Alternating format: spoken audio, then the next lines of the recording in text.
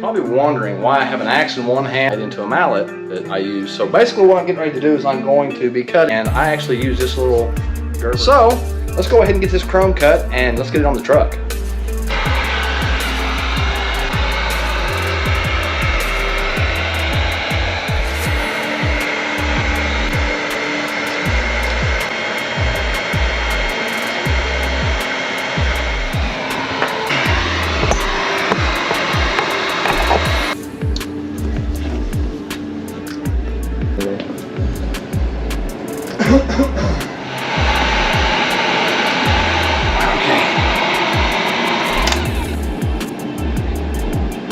Repeat for the driver's side now, kind of flowing nicely.